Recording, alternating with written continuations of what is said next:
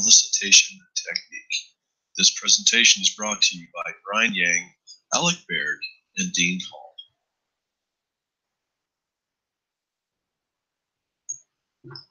In our presentation, we will cover these 5 main areas of interest. To begin, what is the interviewing technique process? Interviewing is a process of communication where 2 or more individuals ask questions and give responses for gathering requirements of a project. Interviews are not done by texting, but by actual face-to-face conversations. These conversations can happen in groups or with individuals, such as the interviewer and interviewee, one-on-one. The interviewing process is the most popular technique for requirements elicitation. There are 3 types of interviews. The first is the structured interview. Within this setting, questions are closed-ended. The conversations should be kept within the context and scope of the project. Because of the structured interview process, data gathered with closed-ended questions are easier to analyze. The structured interview process also allows the interviewer to have control in this setting and allows them to be able to ask questions in a specific order. The second type is the semi-structured. Here, you should have some predefined questions, such as closed-ended, that at least set guidelines within the interview. The data collected is still quantitative and easy to analyze. However, semi-structured allows for spontaneous questions or open-ended, based on responses from the interviewee. Keep in mind that care should be taken with these types of questions, making certain that they don't stray from the project. The third type is unstructured. This is an informal interviewing process. It's conversational in style with limited control. There are no predefined questions, so the data collected is qualitative. Keep in mind that it's hard then to duplicate the questions in other interviews. Because there is no restriction on scope and context of the topic, this interview type can be time-consuming and lead to what's called the interviewer bias. So why interviews? As the interviewer, it helps you to understand and to discover those various details and aspects of the current or future state of the product or service that is the basis for this project. It helps you to establish a relationship with the stakeholders. There's trust that is gained between you and the users. It also helps you as the interviewer to understand their ideas and their attitudes about the project or the solution. How do you make the interviewing process successful? A lot of this is based on your preparation and a lot on your experience too as the interviewer. You need to make sure that you have the right individuals to interview. And it can come down to the interviewee's willingness and readiness to provide the information. But one of the things you can do is build a relationship with rapport. You can do this by keeping your dialogue focused. Don't waste their time, and let the interviewee share their feelings and opinions.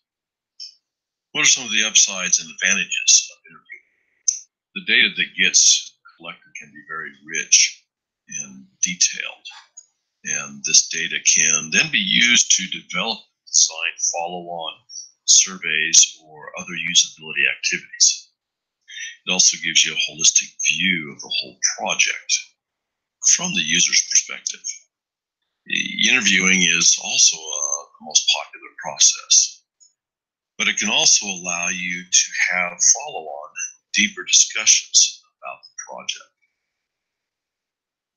There are some downsides or disadvantages to the interviewing process. One of those could be having to collect large amounts of data. In other words, having a whole bunch of questions to create a data matrix, or if you're having to collect data from a large number of people because you need a large sample. Another point is that data sometimes can't be collected in a short time. It takes a little time to collect it and then to analyze it. When would you use interviews? When would you not? We recommend in situations where you need to get a wide overview of the project, or that you can see that some data could help you design some usability activities to follow up with gaining more data. When not to use it would be when you've got a short time to collect it. Interviews take time. And the other aspect of that is if you need a lot of data, sometimes surveys might be the best when you need a lot. So now you're preparing for your interviews, and you first want to select the type of interview you want. In our example here, we have chosen the semi-structured interview, which contains both closed-ended questions and some open-ended questions. In your preparation, you'll want to define the questions that you want to ask. In our case, we have 4 main questions, but we also have a qualifying question. We want to make sure that we're talking to the right individuals. We want to make sure that they make their own or a group meal at least once per day or more than 3 times a week. Then we know that they're probably the ones that are trying to do some planning on the meals.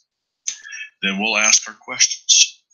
Now, when you're going through and conducting these interviews, there are some steps. So explain what the project is and what you're trying to accomplish, and why you would like to interview them based on the qualifying question. Then go straight to the point and start asking questions. Follow your script that you make. If the interviewee goes off tangent while answering the question, try to bring them back on, or re-ask the question, or ask them if they understand what the question, or go on to the next question. In any case, you want to make sure that you're controlling the situation and the interview time. In this slide, we show the data that we've collected, and in the following 2.